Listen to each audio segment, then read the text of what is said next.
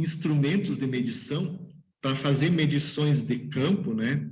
E avaliar uma série de situações que podem ocorrer, comparar um reprojeto ou uma melhoria num processo, no enclausuramento de um sistema que foi feito, qual era o nível de pressão sonora antes e qual era o nível de pressão sonora depois do enclausuramento, tá?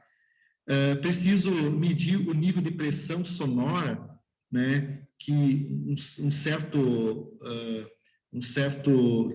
está sendo nós estamos sendo submetidos, né? Então nós precisamos dos instrumentos de medição. Então as medições acústicas que são desenvolvidas pelos instrumentos de medição, elas fornecem amplitude de frequência e de fase dos sons e particularmente de ruídos. E os instrumentos de medição, então, são necessários, as medições que são necessárias para identificar e localizar fontes de ruído dominantes, selecionar métodos, dispositivos e materiais para o controle do ruído, avaliar e comparar soluções que foram feitas para o controle de ruído, determinar a potência das fontes sonoras, avaliar a qualidade acústica de um recinto e sua adequação para determinado uso, de acordo com as normas técnicas, ou outros objetivos, né, ou outros usos que forem necessários, tá? E para fazer, então, a medição acústica, é necessário a utilização dos instrumentos de medição acústica. Para começar essa aula, eu coloquei aqui alguns instrumentos de medição acústica, né, que são os medidores de nível de pressão sonora que tem no mercado, tá?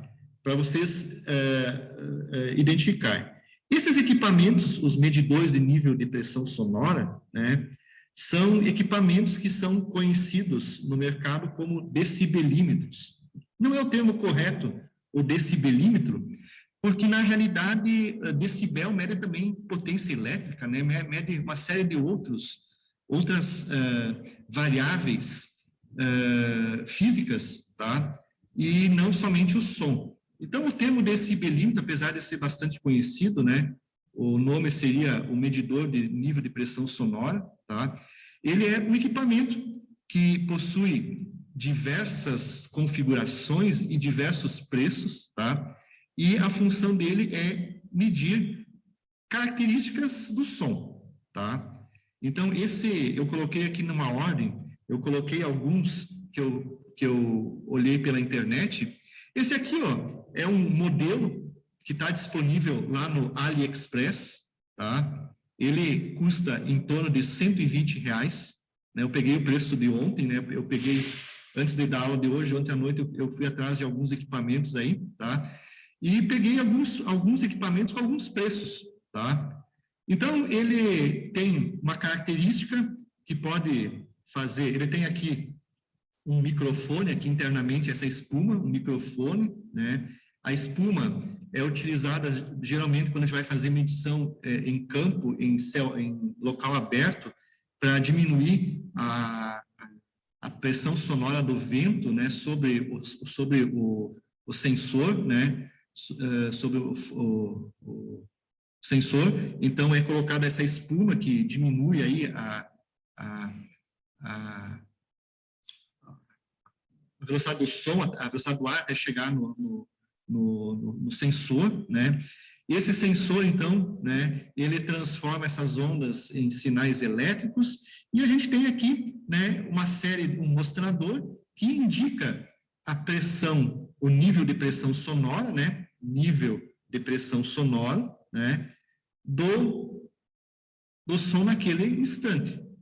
Ele tem uma série de botões aí para poder regular, né, regulagens, ó, liga, desliga, pode identificar o valor máximo e o mínimo que aconteceu, pode aqui travar um número, enfim, tem algumas opções, né, que o sistema tem. Ele tem um condensador, um microfone de meia polegada, a faixa de medição dele é de 30 a 130 decibel, e tem uma precisão da medida de 1,1, ó, que está meio errado aqui, a aproximadamente 1,5 decibel. A faixa de frequência dele é de 31,5 Hz a 8,5 kHz. E aqui eu tenho uma característica de ponderação de frequência, né? Já vamos ver o que é essa ponderação de frequência. Tem retenção de dados, sim, ele retém o dado máximo, do máximo valor que pode ser medido. Tem resolução de 4 dígitos e resolução de 0,1 decibel. Aqui eu tenho 0,1 decibel de resolução, mas eu tenho um erro de 1,5 decibel aqui, né? Então não tem muita lógica nessas informações, né? Mas é um sistema, né, que custa R$120, pessoal. Então, esses R$120, ó, está associado aí, ó, à precisão da medida de 1,5 decibel. Então, o erro de medição desse sistema é muito grande, tá? É um medidor de nível de pressão sonora, né, comum, né, que não serve para muita coisa, a não ser para a gente estar aqui num ambiente qualquer para ter uma ideia aproximada de qual que é o nível de pressão nesse local. Mas, assim, a gente usar isso para fazer uma perícia, para fazer um trabalho técnico mais aprofundado, dificilmente a gente vai estar usando isso, tá? A gente precisa de coisas mais sofisticadas que custam mais caro para poder trabalhar dentro da engenharia. Aqui o principal item que eu coloquei aqui, destaco, é um erro de medição. Então, um erro de 1,5 dB. A gente percebe em algumas frequências variação de 1 decibel, né? 1 decibel em certa frequência e em certa nível de pressão sonora. Então, às vezes, o erro dele é muito maior do que a percepção que nós temos. Então, imagina o que eu vou estar observando com esse equipamento aqui. Mas está aí no mercado, tá? Então, alguns aí, no Brasil, isso transformando com imposto, deve estar custando aí, se a gente pagar imposto, uns talvez R$250, mais ou menos aqui. Talvez se eu trouxer esse equipamento para o Brasil, se resolver vender, comercializar no Brasil, estaria mais ou menos nessa faixa de R$250, tá? Então, é um equipamento bem simples. Aqui, já pesquisando dentro dos disponíveis aqui no Brasil, esse aqui já é um medidor de nível de pressão sonora um pouco mais caro, tá? Está custando R$550. É um medidor também importado, acredito eu, nada mais fabricado no Brasil, né? Ó, ele tem uma precisão ainda também, ó, de 1,5 decibel. Ele tem uma escala dinâmica de 65 e também, ó, mais ou menos ele mede a mesma coisa que o anterior ali, ó, 31 a 8 kHz. E aqui de diferença é que ele tem uma ponderação A e C, ele tem filtros ponderadores A e C, que eu já vou comentar com o que é esses filtros, e permite fazer uma resposta rápida e lenta. Possivelmente o anterior, ele só podia fazer uma medição de resposta rápida, tá? Pelo preço dele, ele pode memorizar o valor máximo, tem uma taxa de atualização da leitura de 0,5 segundos, e por isso ele é um pouquinho mais caro do que o outro anterior, tá? Então, a gente consegue já uma resposta dinâmica mais rápida, mas ainda continua com um erro, ó, uma precisão de 1,5 decibel. Também não é boa. Também esse equipamento aí só para fazer algumas medidas aí para ter mais ou menos alguma noção do que está acontecendo com o ruído em um certo local, tá? Mas para fins de engenharia também não é muito utilizado também, tá? Aqui também um outro que eu peguei da internet, é o Minipa, né? Minipa, deixa eu ver qual que é o código. Não, esse aqui não é o Minipa, é o Minipa. Minipa 1355.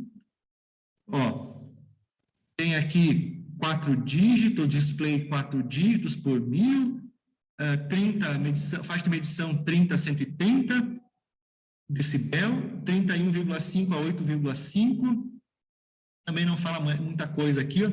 Resposta rápida e lenta, e não fala em qual o filtro ponderador que ele tem, mas possivelmente, né, ele tem o nível ponderador, o filtro ponderador A. Precisão, 1,5 dB igual ao anterior, tá?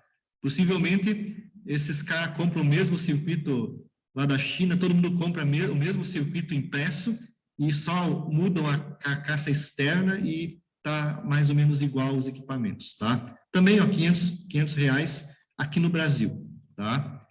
Esse já é um pouquinho, né, melhor, ó, mas ainda tá com uma exatidão de 1,5 decibel. Alguns falam em resolução, erro, exatidão. Ele tem um microfone de condensador, ele tem, ó, corte de temperatura, deixa eu ver aqui, ó. A princípio, tudo leva a crer, ele tem a ponderação de tempo, ó. Ele tem o rápido e o baixo, né? Já vou falar sobre isso. Tá? Ele está de acordo com a norma lá da IEC 651, o Fluke, né, uma marca respeitada aí no Brasil e no mundo, custando em torno de R$1.300, né? E também só permite fazer uma medição do nível de pressão sonora, não tem muitas opções nesse elemento aqui, não tem muitos filtros que possa fazer a leitura, tá? 1 ano de garantia, tá? E assim vai, isso em algum site aqui do Brasil que eu peguei, tá?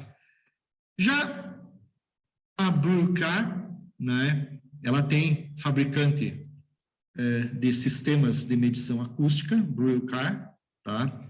Ela tem esse modelinho aqui, ó, que é apresentado no livro do Bistaffa.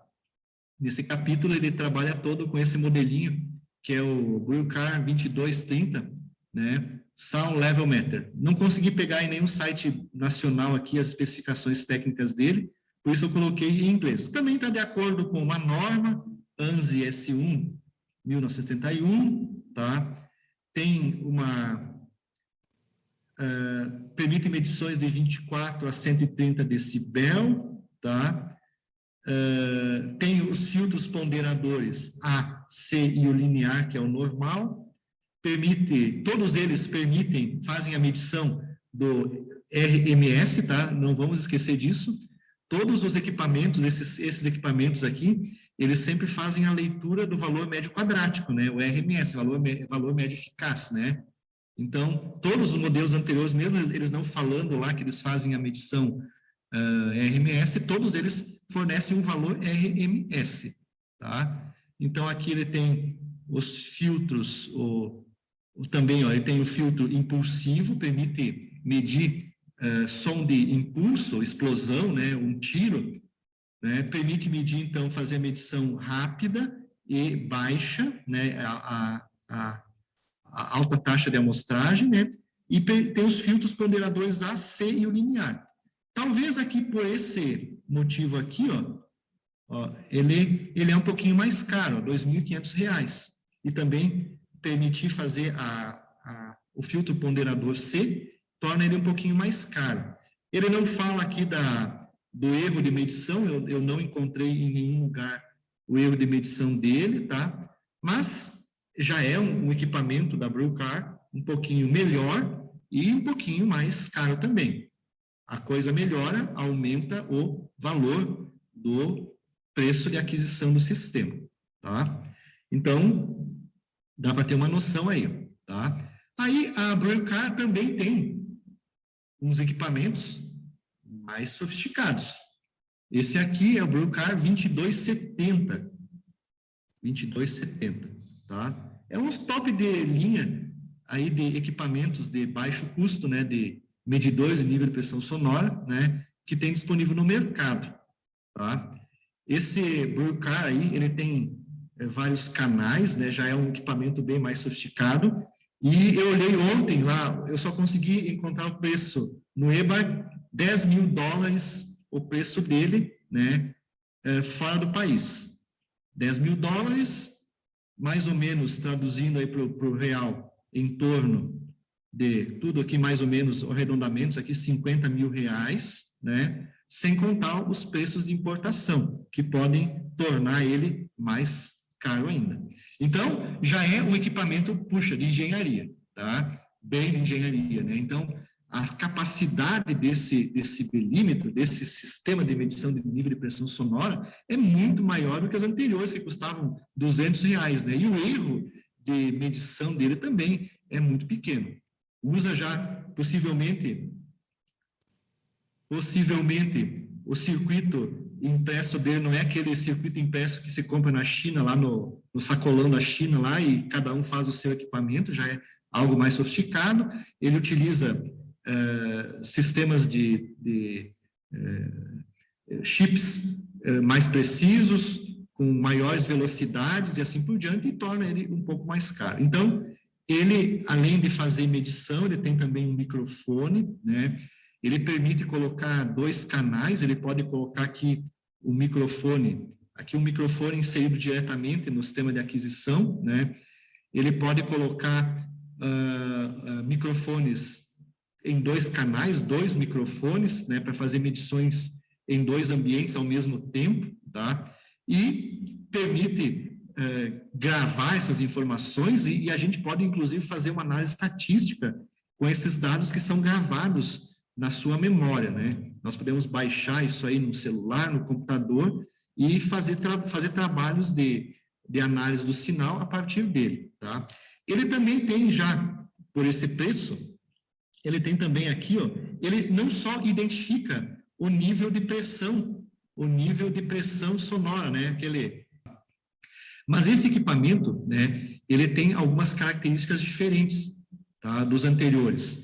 Ele tem aqui, ó, eu posso analisar o espectro de frequência daquele som, tá? Então, eu posso analisar o nível de energia que eu tenho em cada faixa de frequência que ele disponibiliza. Eu posso analisar as oitavas, né, as faixas as bandas de oitava, e analisar para cada banda de oitava qual que é a quantidade de energia que está disponível nesses casos aí, tá? E, de repente, com essa análise do resultado, eu posso identificar se esse ruído que eu estou medindo vem de frequências baixas ou de frequências altas ou médias.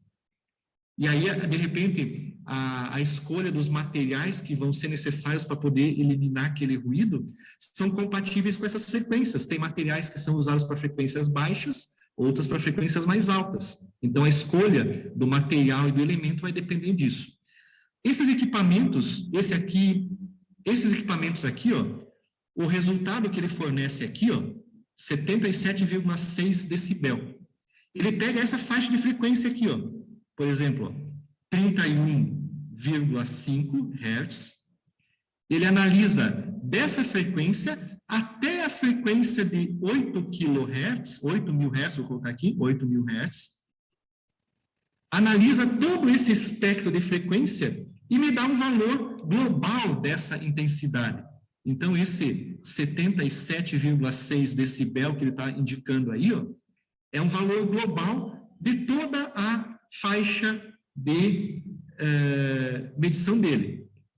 Ele pega a intensidade de pressão sonora em 31,5, depois ele pega a intensidade de pressão sonora em 60 Hz, em 100 Hz, em 1.000 Hz, em 3.000, e faz uma soma dessa intensidade sonora e informa, então, o valor global entre 31 a 8.000 Hz.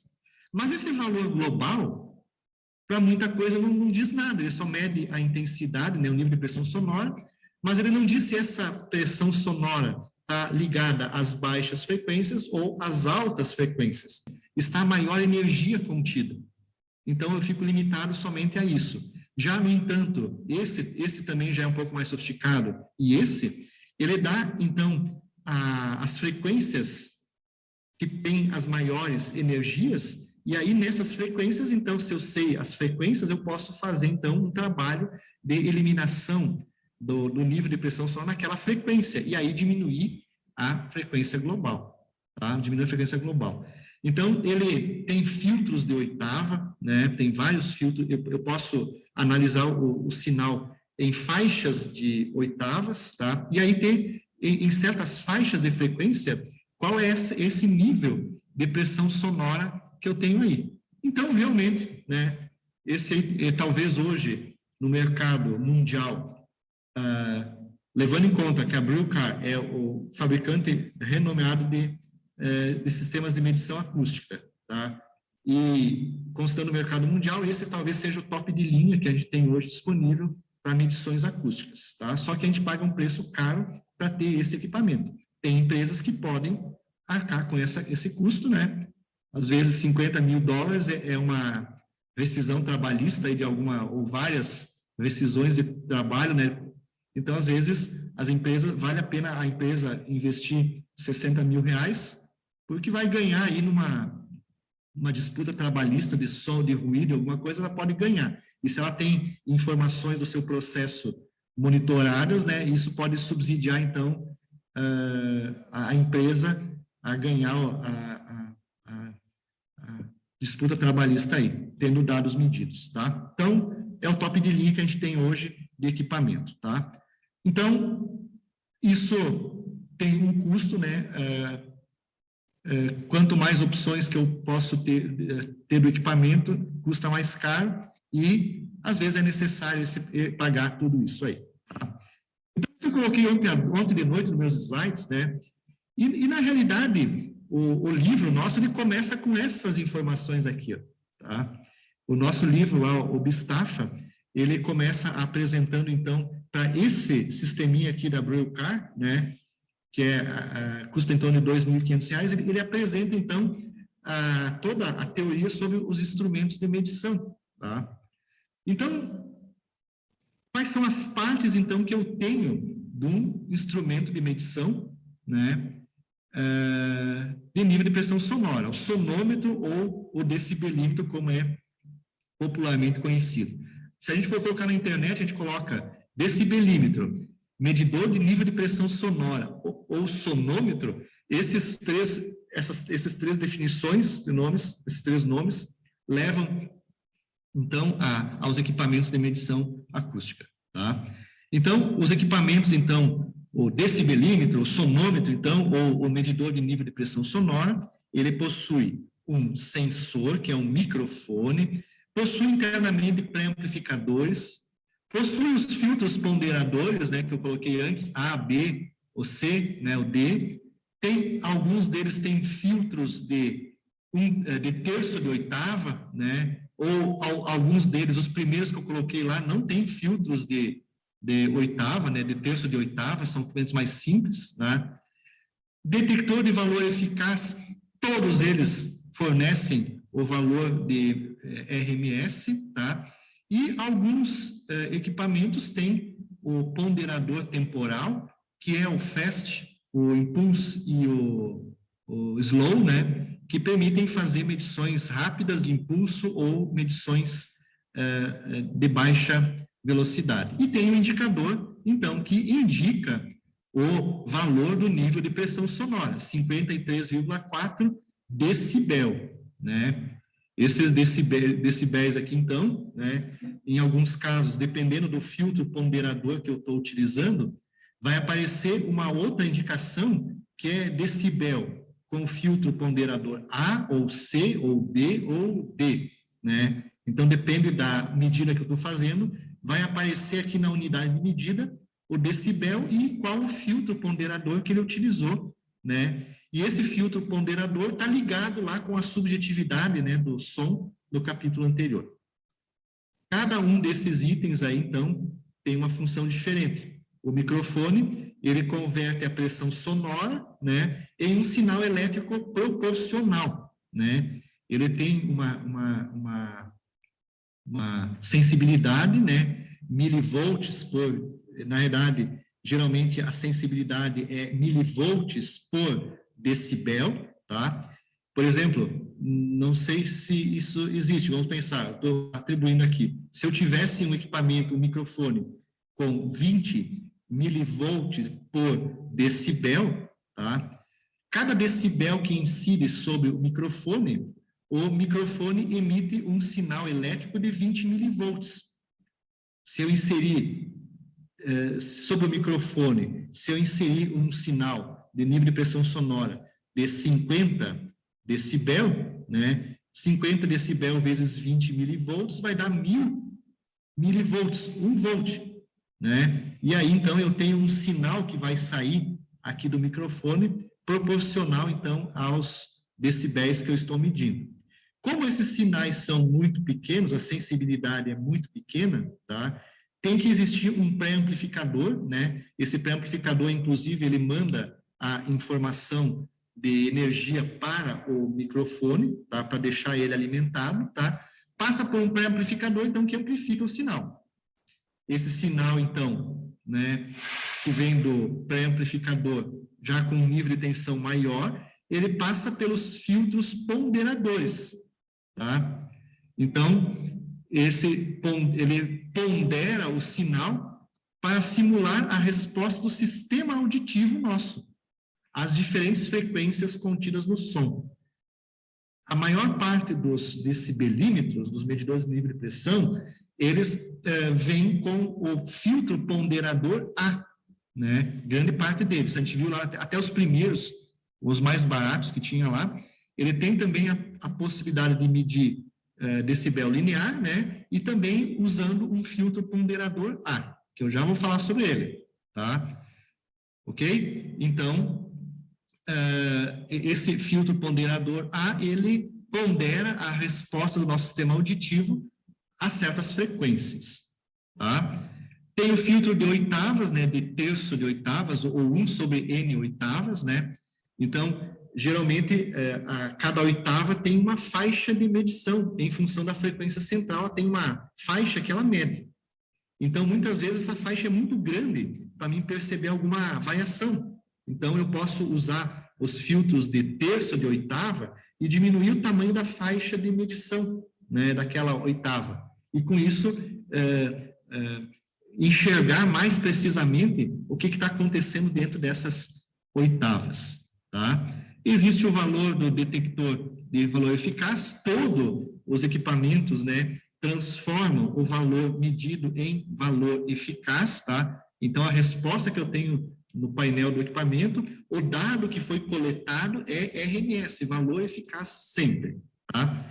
E há o ponderador temporal, que ele permite fazer, então, né, avaliar a rapidez do dispositivo indicador. Como é que ele percebe essa? Ele estabelece com que rapidez o dispositivo mostrador irá responder às variações do sinal.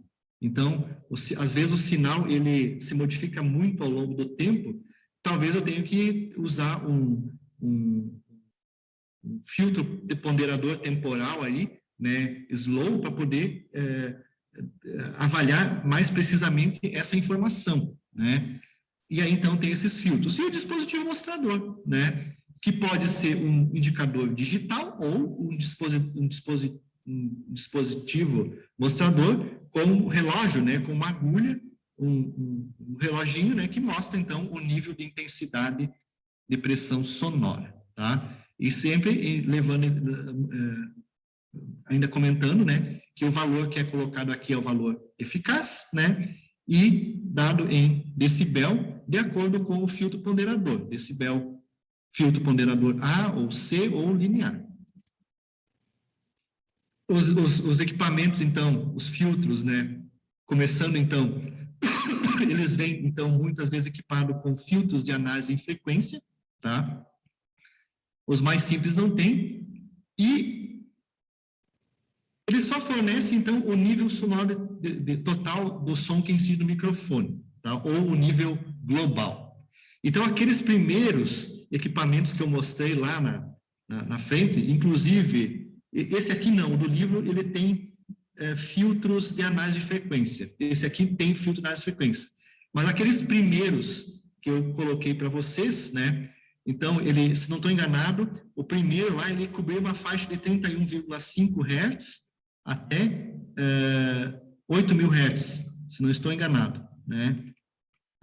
Então, ele analisa o nível de pressão sonora em várias frequências e dá o resultado, 38 dB.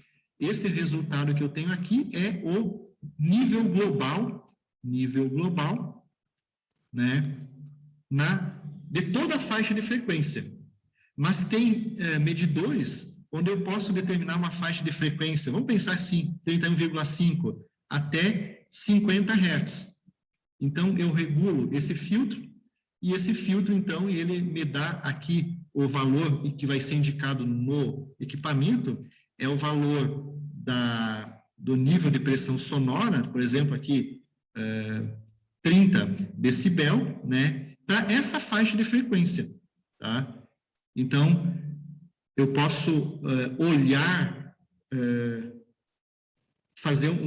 olhar uma janela de frequência maior para identificar, então, os níveis de pressão sonora nestas frequências aí, tá? Então, acontece isso. De maneira geral, os equipamentos mais baratos que a gente compra, eles fornecem o nível global de acordo com a faixa de frequência estipulada na medição, tá?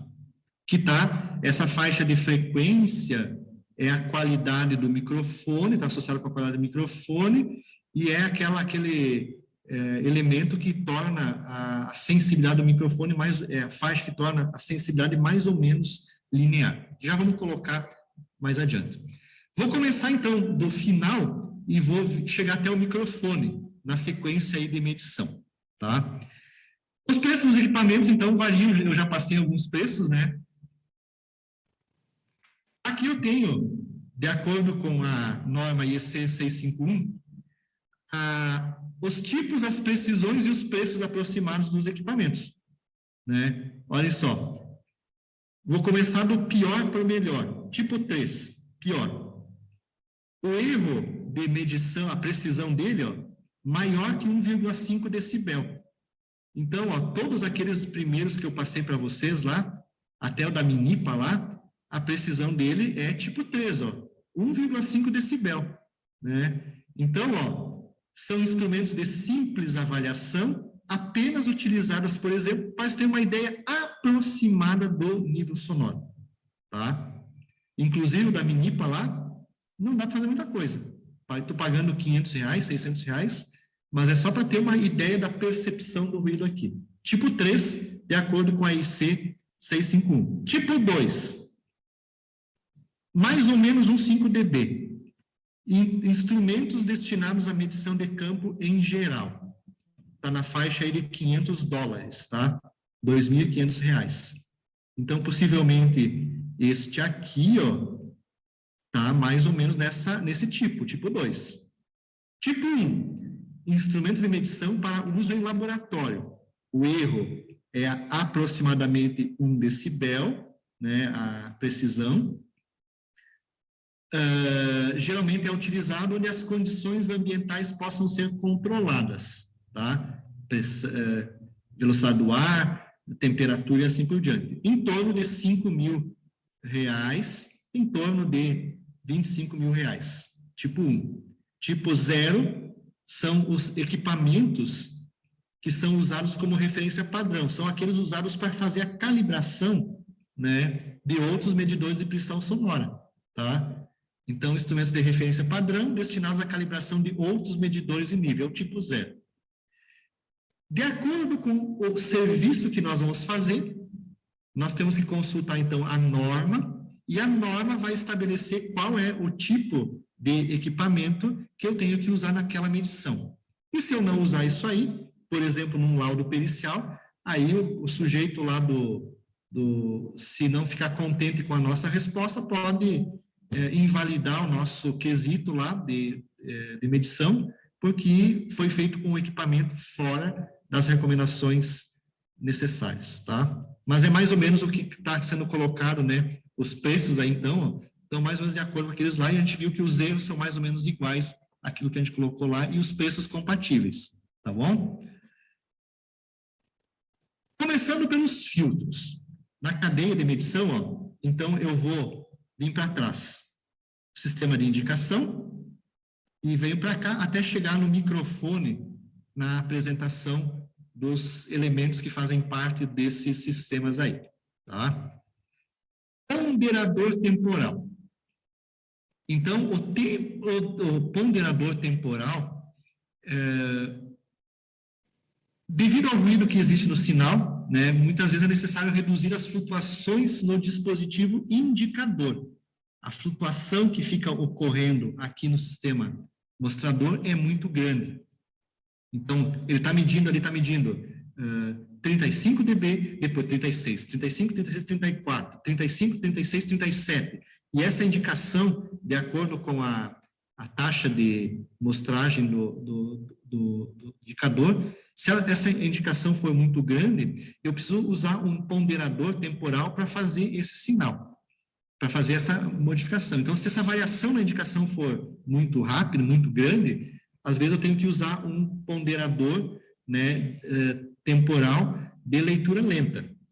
Tá? O que são esses ponderadores? Tá? O LP aqui, no livro, é o nível de pressão sonora. Então, imagine aqui, ó, eu tenho 2 sinais iguais sendo medidos ao longo do tempo. Vejam que o sinal aqui tem picos, ó. A variação do sinal é muito intensa, né? É muito rápida, Aqui, uma hora o sinal está com essa variação, outra hora está aqui embaixo com outro nível, né? Logo em seguida. Então, existe o ponderador temporal rápido e o temporal lento, tá? Na realidade, esses ponderadores, eles reduzem a flutuação, adicionando constante de tempo de resposta, tá? Então, ó, vocês podem ver que o ponderador temporal rápido, a curva que ele está fornecendo de resultados lá no indicador, ó, ela varia com o tempo, ó. Podem ver, ó, ela está variando bastante ao longo do tempo. E a lenta, ó, a variação do ponderador temporal da lenta, ela é mais plana, tá? Então, ela sofre menos variação. Se eu estiver usando, de repente, dependendo do sinal, o ponderador temporal rápido, o sistema indicador está dando muita flutuação na resposta, tá? E se eu estou usando o ponderador lento, ele está dando uma variação na indicação menor. O que acontece? Basicamente, o rápida ou lenta está associado a uma integração no sinal. Eu percebo dessa forma.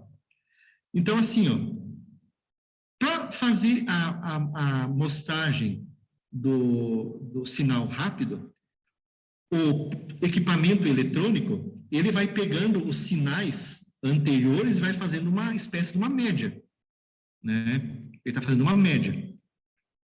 Então, se eu estou pegando poucos sinais anteriores, se eu estou, para fazer a indicação, se eu estou pegando poucos sinais anteriores para fazer a média, essa variação é rápida, né? O dispositivo indicador está indicando variações rápidas que acontecem no sistema.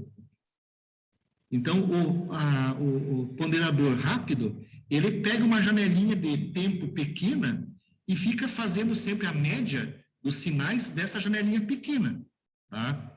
Enquanto que o ponderador temporal lento, ele pega uma janela de tempo maior e fica fazendo a média dos sinais, levando em conta os sinais mais anteriores. E com isso, ele demora mais tempo a processar, mas ele fornece mais ou menos, nos dá uma estabilidade maior do sinal. Quanto mais dados, em estatística, né? Quanto mais dados eu tenho estatísticos, a média se aproxima do real. Quanto menos dados eu tenho, né, na minha amostragem, o resultado fica mais longe do real. Por isso acontece essa variação mais do sinal na rápida e na lenta. Então, eu interpreto dessa forma, né? Eu pego mais dados para processar e consigo, né, obter uma curva, né, mais lenta, tá? Então, eu tenho uma curva mais estável do nível de pressão sonora, pegando mais médias, tá? É mais ou menos como fosse... eu sempre, quando estou andando de carro, eu sempre fico percebendo isso. Vocês têm, os carros novos têm o indicador de consumo de combustível, né? Ele tem lá o indicador de consumo de combustível instantâneo, né? No meu ele aparece lá um sinalzinho que fica indo de 10,6, vai a 17, vai a 10, vai a 9, esse é o consumo instantâneo de combustível do motor, tá? E lá em cima, ele está medindo lá a média dos valores anteriores, né? Então, quando você inicia o teu sistema, você dá o reset no sistema e inicia com poucos dados, o valor que ele fica indicando ali, ele muda bastante, porque eu não tenho muitos dados anteriores para fazer a média do consumo de combustível. Mas, por exemplo, depois que eu ando 200 quilômetros e o veículo lá no computador de bordo tem informação muito grande da taxa de consumo, tá? O valor que eu tenho na indicação do painel, ele muda muito pouco com a forma de eu andar, mais acelerado ou não. Quer dizer, quando eu tenho 100 quilômetros de informação de consumo de combustível, o computador está fazendo uma média, levando em conta os consumos instantâneos de 100 quilômetros atrás, por exemplo. Não que seja esse o valor que ele leva em consideração.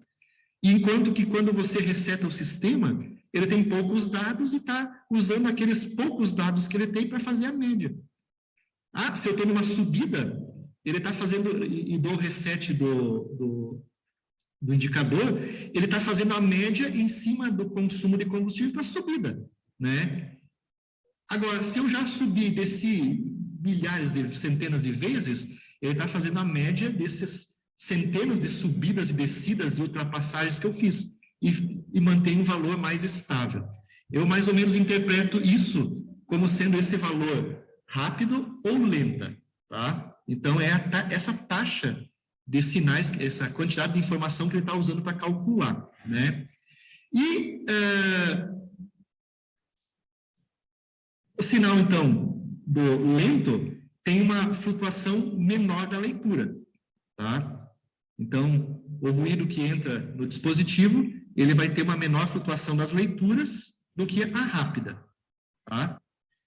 Aí vem o seguinte, né? Tem outro detalhe. Então, aqui, eu estou medindo o nível de pressão sonora usando a rápida e a lenta, tá? Então, o tempo de resposta é um pouco maior para a lenta. Olha só, aqui tem uma janela, aqui está o microfone, o sensor, tá? Eu tenho um sinal, aqui eu tinha um sinal, em um certo tempo essa intensidade de pressão sonora se modificou, então vejam que se eu usar a leitura L, né, rápida, ou R, lenta, né? Aqui está no português, rápida e lenta, tá? Depois tem que cuidar que lá no inglês está diferente lá os termos, né? Fast e slow, né? No inglês é fast e o L é o slow, S, nos equipamentos que vem em inglês, tá? Fast e slow, tá? Então, a resposta do filtro ponderador rápido, fast, é maior. Ele dá uma resposta, ele chega a um nível mais rápido do que a resposta do slow. Ele precisa de mais tempo de processamento, tá? Ok? E tem também o filtro ponderador, que muitas vezes é incorporado a alguns tipos, que é o I, que mede o impulso, tá? Então, muitas vezes, uma explosão, um tiro, né? Alguma coisa rápida que eu tenho que medir, se eu usar o R, ou o rápido, ou lento, eu não consigo medir essa intensidade. Então, eu tenho que usar o I. O I, impulso, ele pega aqueles sinais momentâneos que estão aí e colocam para nós, ó, tá? Então, ele tem uma resposta, né, que pode ser usada para medir impacto. Nem todos os decibelímetros, né, os medidores de nível de pressão sonora, têm a opção I. A maior parte deles, às vezes, tem a opção R somente, e nem o slow, o lento, eles têm, tá?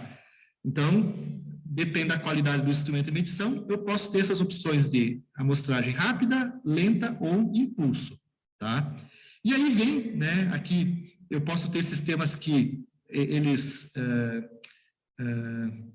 retêm o sinal, né? Muitas vezes eu tenho um impulso, então eu tenho que ter um elemento que medir o impulso e eu tenho que reter aquele impulso lá para me saber qual que é a intensidade sonora durante aquele impulso, senão o dispositivo mostrador ele passa por ali e a gente acaba não percebendo. Então, tem alguns equipamentos que têm o sistema de retenção. Ele grava o valor máximo de impulso, por exemplo, que passou por ele.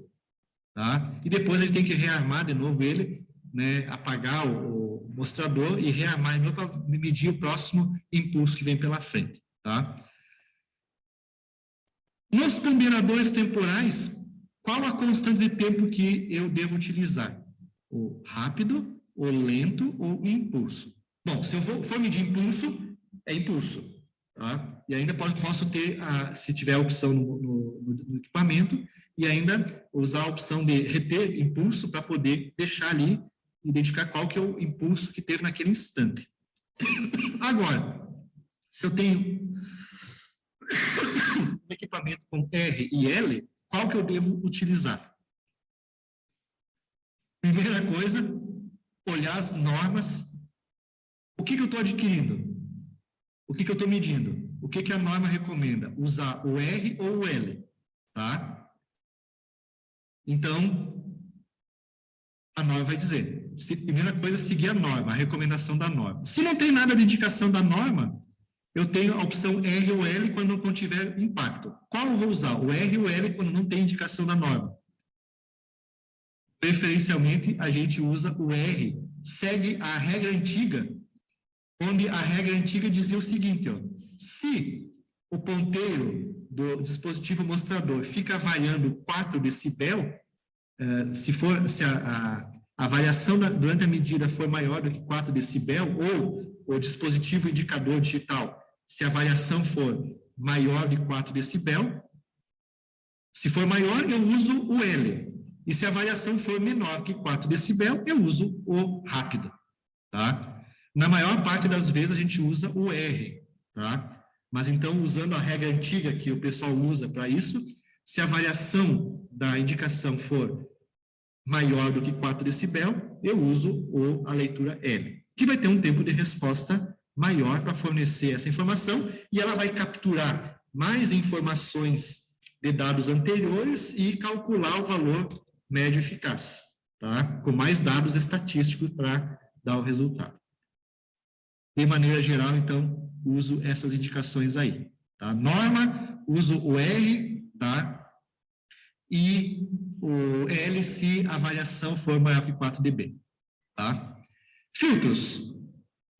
Quando for necessário conhecer a energia em certas frequências, nós precisamos, então, de filtros. Tá? Então, vou ter os filtros, né?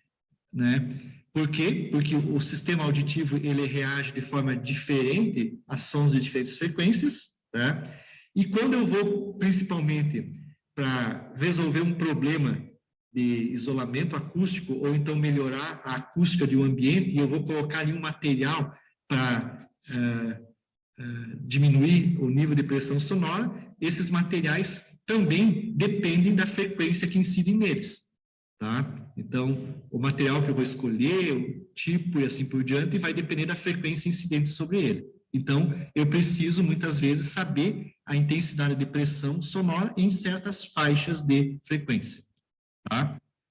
Os filtros, então, permitem extrair, então, essa informação, tá? Nas faixas de frequência, tá?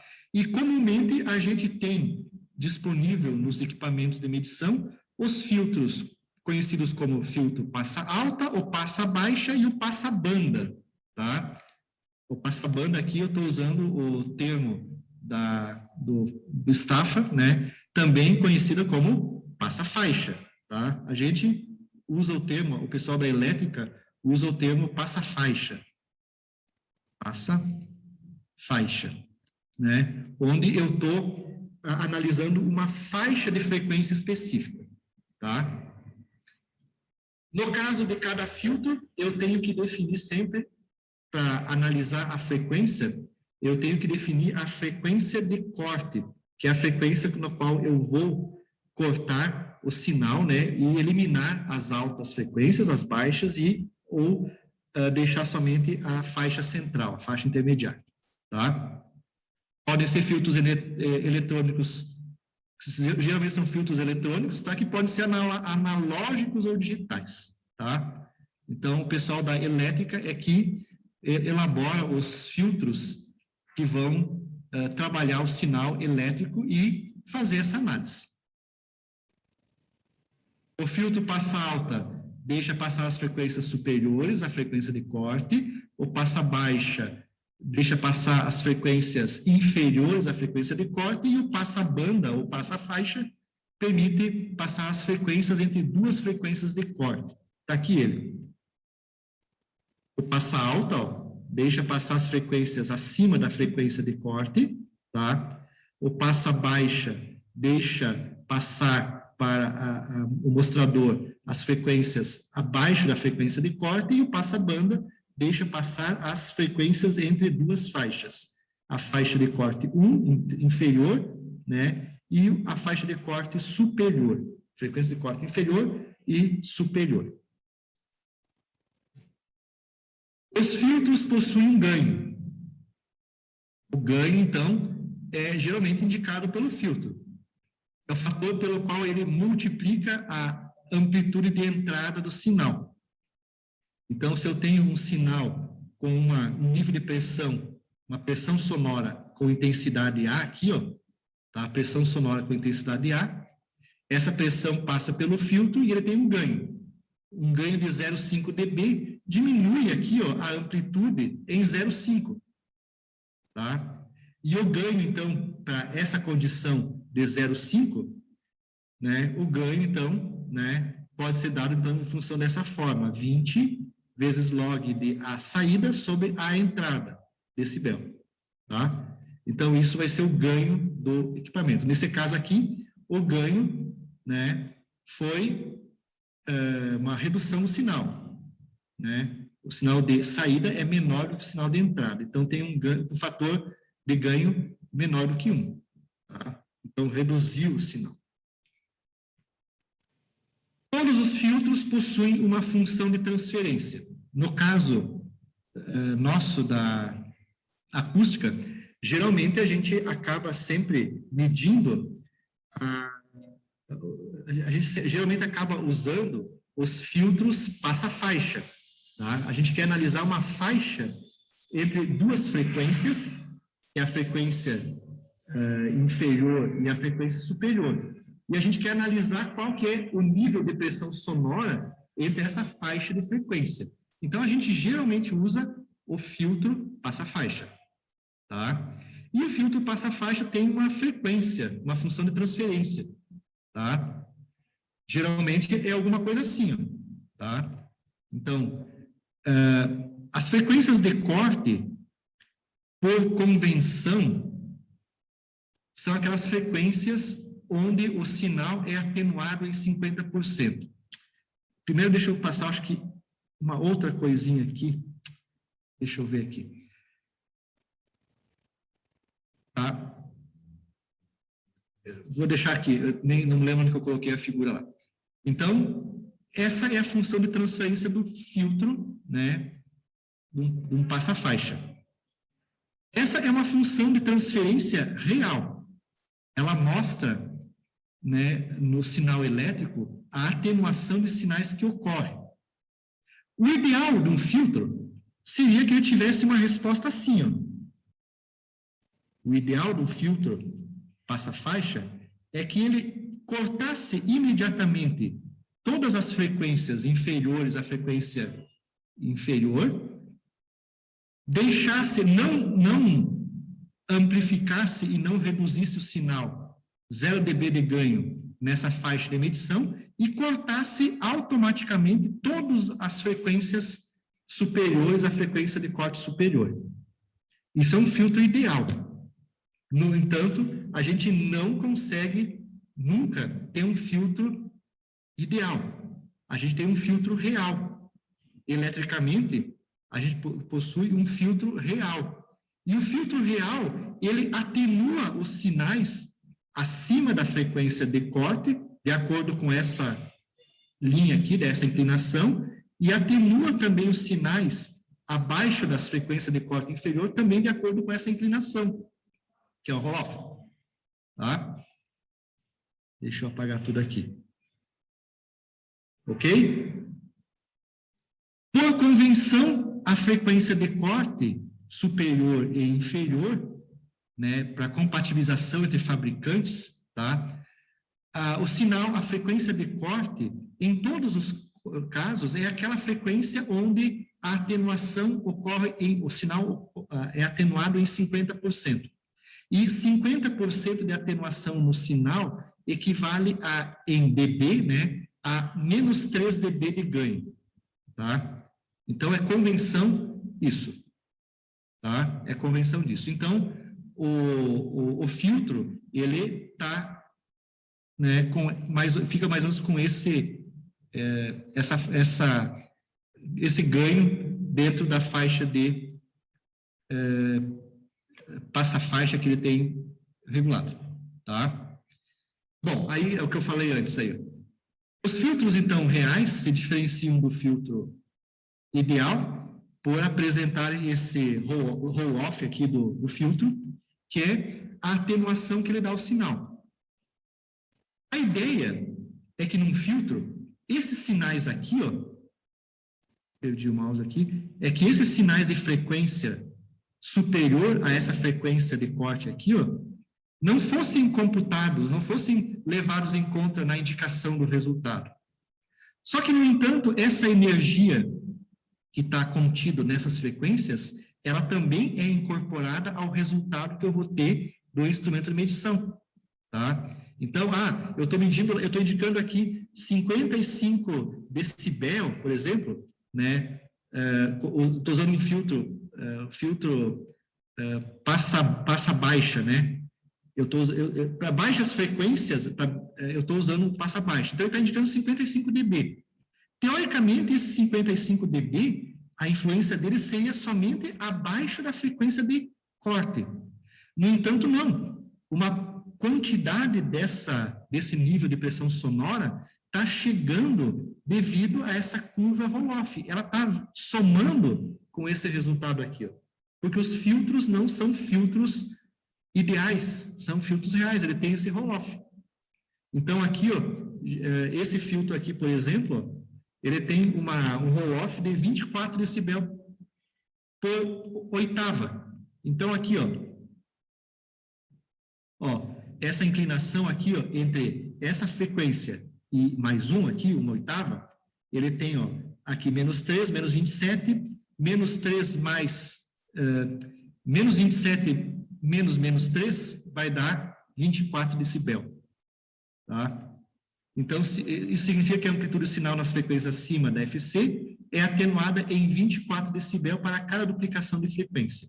E essa energia que está contido aqui, ó, também é somado um pouco com o resultado que é apresentado no indicador. Tá? O ideal era ter um roll-off assim, ó. Aí não teria influência as frequências superiores, a energia das frequências superiores no resultado, mas não é. Ele tem uma inclinação, tá? Então, em termos de filtro, é importante isso, tá? Geralmente, então, a gente utiliza para medição o filtro, né, de passa-faixa. Filtro ponderador. Também são denominados simplesmente de ponderadores, né? E são utilizados, então, para modificar o espectro sonoro de acordo com a resposta do sistema auditivo nosso a diferentes frequências contidas no som. A gente sabe que o sistema auditivo, né, nós trabalhamos com as curvas isofônicas, que eu já apresentei antes, então, tá? Então, as curvas isofônicas revelam a grandeza psicoacústica, nível de audibilidade, né, que se correlaciona com a sensação subjetiva de intensidade do som. Tá? Então, os medidores de pressão sonora, eles incorporam algumas dessas curvas para tornar a audibilidade melhor e dar um resultado compatível com o nosso sistema auditivo. tá? Então, alguns equipamentos têm os tais de filtros ponderadores, tá? O filtro ponderador A, ele aproxima a sensação auditiva com a curva isofônica 40 Fons. Ele não leva em conta as altas frequências, ele desenfatiza aí. Não sei se esse termo tem no português também, né? Mas ele não leva em conta as altas frequências, tá? O filtro ponderador B, ele corresponde à curva isofônica de 70 Fons. O C está compatível com a curva isofônica de 100 fones, e o D, altas frequências, tá? Então, o que acontece? Os equipamentos, 40, 70 e 100, os equipamentos levam em consideração essas curvas aqui, Quando eu seleciono o ponderador A, ele está pegando essa curva aqui e levando em conta na hora de fornecer o resultado, para dar uma grandeza mais próxima da realidade. E aí, quando eu medir usando um ponderador, ele vai nos dar o resultado em decibel, o equipamento vai dar o resultado em decibel, e ele vai colocar aqui do lado da unidade qual o filtro ponderador que eu estou usando, o A. Então, eu estou usando um filtro ponderador para isofônica de 40 Fons, tá? Ele leva em consideração, então, essa equação aí dessa isofônica na indicação do resultado. O B se aproxima de 70, o B, né? E o C, então, se aproxima da isofônica de 100. Por quê? Porque em cada isofônica eu tenho uma variação da intensidade de decibel diferente. Por isso. E ele vai indicar, então, de acordo com a medida que eu faço, ele identifica aqui o dB medido, se está na isofônica A, na B, na C ou na D. Tá? Então, alguns sistemas de medição têm essa opção. Geralmente, o simples não tem opção de filtro ponderador nenhum. Alguns daqueles que nós vimos no começo, lá de 400, 500 reais, tem o filtro ponderador A como opção, ou não. Não usa o filtro ou usa o filtro. E também tem o C. Geralmente, os mais utilizados, né, são os filtros, se eu não estou enganado, é o A e o C, tá? É o A e o C, tá? Os mais utilizados, tá? E aqui, então, mostra a função de transferência dos filtros, perdi o mouse, né? A, B, C e D, tá? O A, então, ele leva em consideração as baixas frequências. O B, esse aqui, o D e o C. O C, tem uma curva mais ou menos quase que linear, tá? Então, na hora que eu vou medir, dependendo do filtro ponderador que eu uso, no resultado da medição, né, eu vou ter aqui a indicação dBx. O que é o X? O filtro ponderador A, B, C ou D. Ponderador A. Onde é que eu utilizo ele? Fornece valores que são bem correlacionados com a perda de audição por ruído. É facilmente implementado nos sistemas de medição, porque isso aqui mais ou menos é uma linha reta, tá? Não tem essa variação toda. O D. O D tem uma variação, né, muito grande, é difícil de implementar num circuito eletrônico, tá? Fornece como resultado um resultado único e é indicado pela maioria das normas. A maioria das normas indica como leitura para ser feita o ponderador A. Tá? O ponderador A, então, ele é o mais utilizado de acordo com a maior parte das normas técnicas. Tá? É esse ponderador aqui, então. Tá? Já o ponderador C, o B, o ponderador C, né, ele não tem uma modificação do espectro né, muito significativa, ele é praticamente uma linha reta aqui, o seu, né? Geralmente o ponderador C, o resultado obtido do C é quase igual ao não utilizar um filtro ponderador, e também algumas normas utilizam o ponderador C para análise de impacto. Tá? Então, o ponderador C é usado para impacto. Então, já de cara vocês têm assim, ó, vou comprar um equipamento de medição acústica e ele não tem o ponderador C. Possivelmente não dá para medir impacto, porque a norma especifica que você meça com o ponderador C. Tá? Então, cada um deles tem essas informações, tá?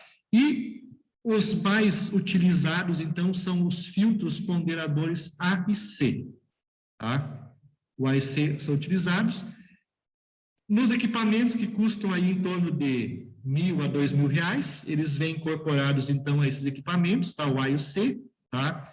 E também, se eu fizer uma análise usando o filtro ponderador A e o C, eu consigo ter uma pequena ideia da distribuição do resultado em frequência do som medido. Eu consigo identificar se aquela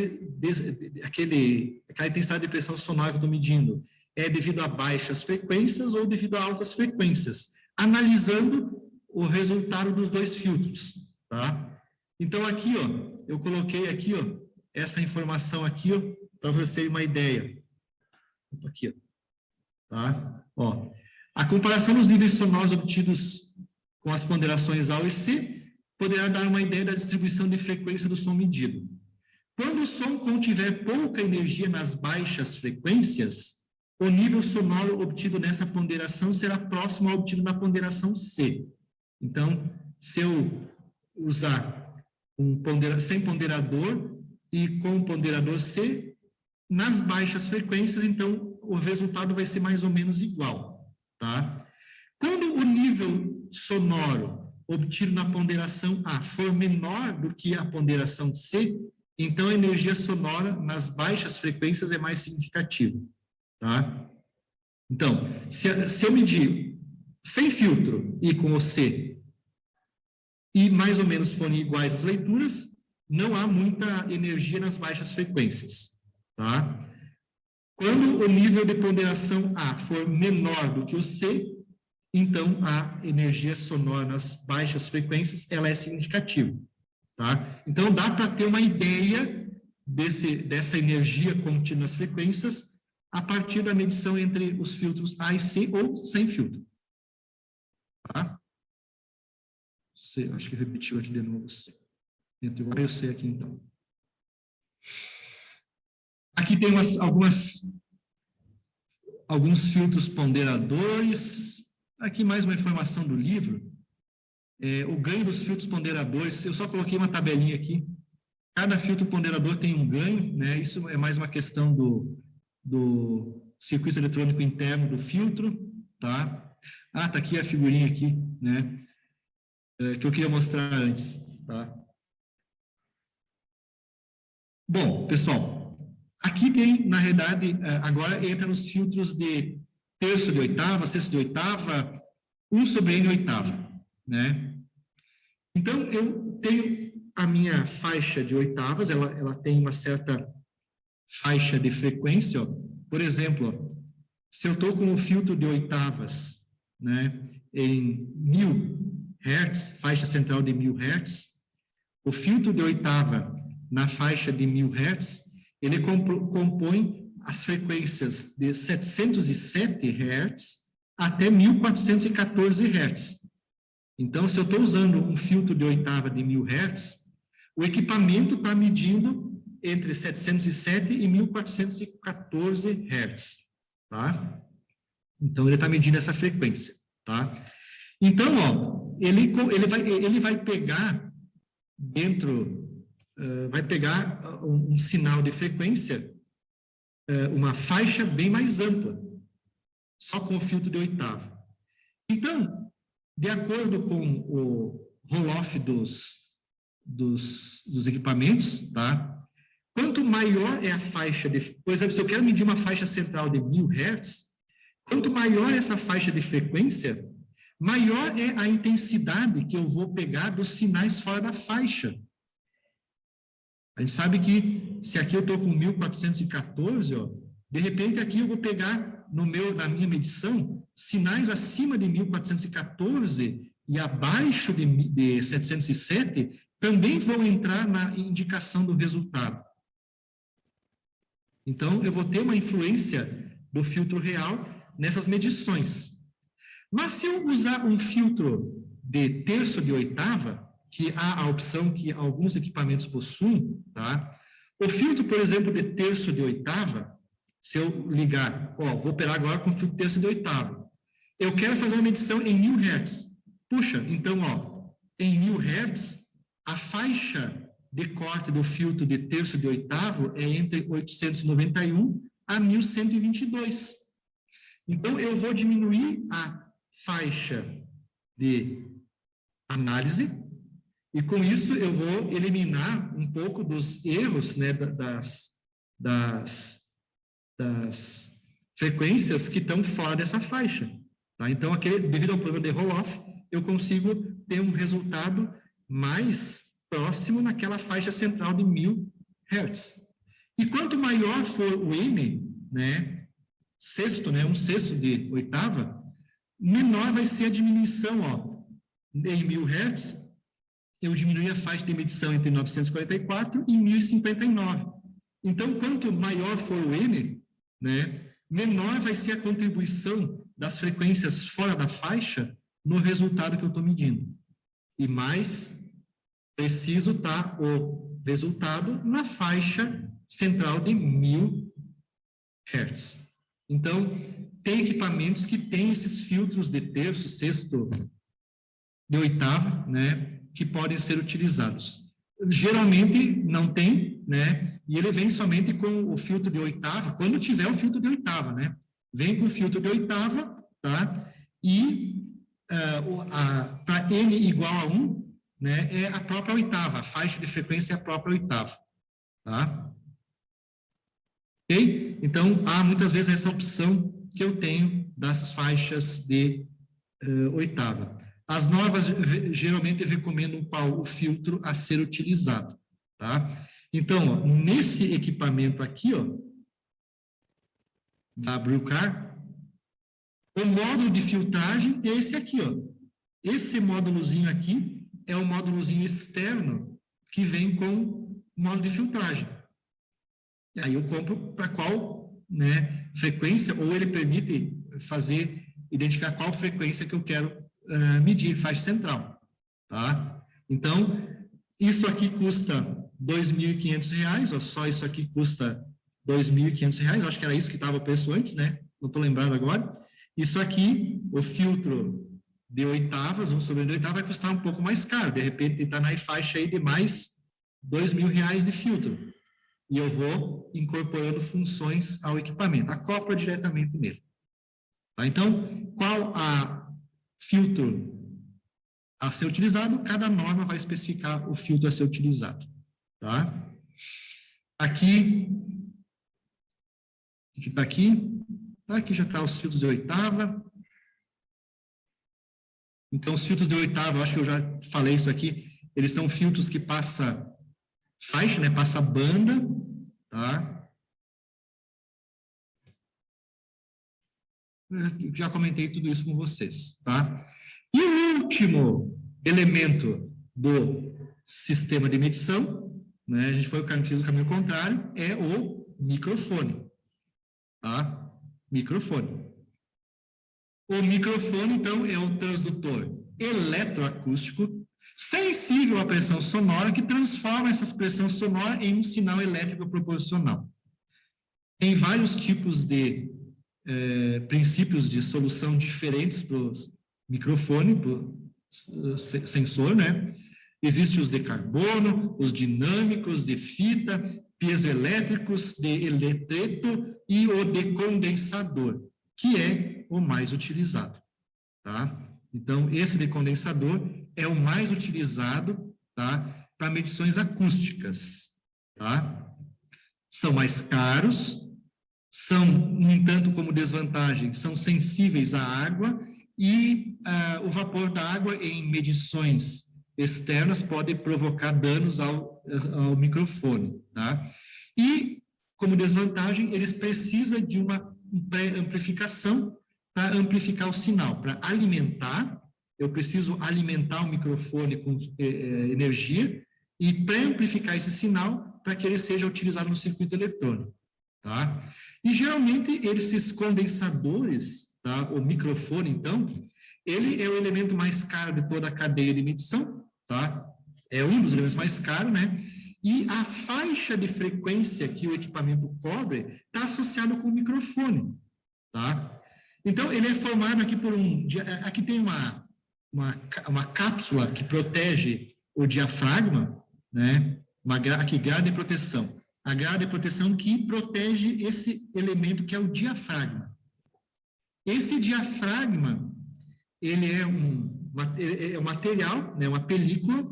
Essa película de um certo material, ela está em contato aqui com a contraplaca, né? E à medida que o som incide, a pressão sonora incide neste diafragma, ele faz o diafragma vibrar, ele vibra. Ele vibra e ele sobe e desce em relação à contraplaca. Ele fica subindo e descendo, então ele fica vibrando, né, em relação à contraplaca, subindo e descendo. E essa subida e descida desse diafragma altera a capacitância desse meio. E aí, o que o microcondensador faz? Ele mede essa variação de capacitância. E essa variação de capacitância que gera no sistema elétrico é proporcional, então, à variação do nível de pressão sonora. E aí, essa capacitância se transforma em sinal elétrico proporcional, nível de tensão, e esse nível de tensão, ele é pré-amplificado pelo tal do pré-amplificador e vai para o equipamento, né? Aí, esse sinal passa pelos filtros, filtro ponderador, pelo filtro de oitavas, né? E vai ser digitalizado até se transformar num sinal digital ali dentro, né? O analógico, e chegar até no sistema de indicação, tá? Então, o microfone de condensador é o mais utilizado. E toda a transformação do sinal elétrico, né, é associada com a variação da capacitância.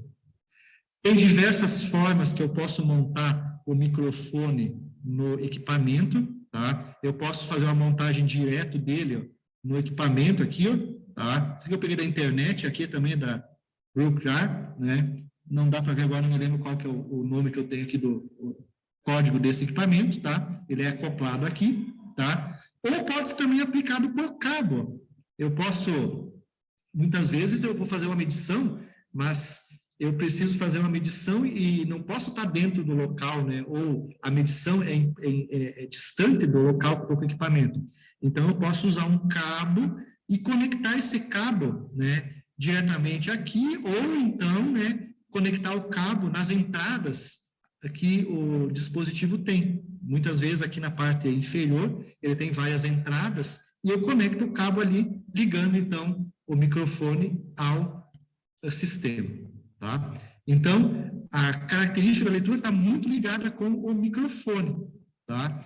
E os microfones, a Brookjar, né, ela possui diversos tipos de microfone. Esse aqui foi uma tabelinha disponível no livro do Bistaff, né? Então, aqui, ó, eu peguei exatamente ela, eu não entrei no fabricante, ó. Ela tem alguns modelos de microfone, ó. O 4138 é 1/8 de polegada, né? O tamanho dele. O 4135, ó, 1/4 de polegada. Os 4133, meia polegada. O 4145, 1 polegada. E aí, tem a resposta em frequência desses microfones, cada um desses microfones, ó. O 4138, ó, responde a frequências de 6,5 a 140 kHz. Já o 4135, de 4 a 100 kHz, ele extrapola a nossa faixa de audibilidade, né? O 4133, ó, de 4 a 40 kHz. Ó, o 4145, de 2,6 a 18 kHz. Então, vocês podem ver que cada um deles tem faixas de frequência diferente. Tá? Olha esse aqui, ó, 6,5 a 140 kHz. Possivelmente, esse microfone, eu não vou usar nunca nesse tipo de equipamento. Possivelmente, eu vou usar esse microfone no equipamento de laboratório, onde, além da... eu preciso medir frequências acima de 20 kHz, ó, 140 kHz. Possivelmente, num equipamento desses aqui, ó, eu use o 4145, ó, até 18 kHz, e também use, né, mais ou menos aqui, ó, o 4133, ó, de 4 a 40 kHz. Lá no começo da nossa aula, aquele primeiro medidor de nível de pressão sonora que eu passei para vocês, ele tinha uma faixa de medida de, agora não estou lembrado, era 31,5 Hz até 8.000 Hz. Possivelmente, então, é porque o microfone daquele sistema lá mede, ele tem uma faixa de utilização entre essas duas frequências aqui, ó. Olha o preço dele, ó, de 31 a 8.000 Hz, o equipamento custava R$200. Agora, imagine quanto custa um microfone desses aqui, ó, de 6,5 a 140 kHz. Deve ser mais caro, bem mais caro, né? Então, há essa utilização. Geralmente, a faixa de medição do equipamento é associada com o microfone. E por que com o microfone? Por que com a faixa de frequência do microfone? Porque acontece isso, ó, tá? Essa faixa de frequência do microfone está associada com a linearidade dele em relação à frequência, a resposta dele em relação à frequência. Então, ó, aqui eu tenho a curva do microfone 4138, ó, tá? Então, ó, a faixa de linearidade da resposta dele, ó, varia entre mais ou menos aqui, ó, entre esse ponto e mais ou menos, ó, entre aqui, ó, escala log, né? Aqui deve ser os 40.000, ó, 4138, ó, até 140, ele mede até 140, ainda aqui eles devem fazer uma aproximação no final. A faixa de linearidade dele vai até 140. No entanto, observem, ó, o 4138 vai fornecer um ótimo resultado até mais ou menos essa faixa aqui, ó. Depois, a curva de resposta dele, ó, não é mais uma reta. E aí eu tenho que fazer correções nele. Dependendo da frequência que eu vou estar utilizando, eu tenho que colocar a faixa de sensibilidade dele diferente. Ó, o 4135, o 4133, ó, tem uma faixa diferente. Ó. Cada um deles tem faixas de resolução diferente. Geralmente, então, essa sensibilidade está associada com a parte linear da resposta do sistema. Tá? E quanto maior a frequência e maior a linearidade, mais caro vai sair o microfone, mais caro vai sair o nosso sistema de medição. Tá? Essa apresentação de hoje está associada com um tipo de sistema de medição de ruído, o medidor de nível de pressão sonora, tá? Onde as opções que eu tenho para ele é fornecer o nível de pressão sonora ou numa faixa grande ou numa faixa de frequência pequena.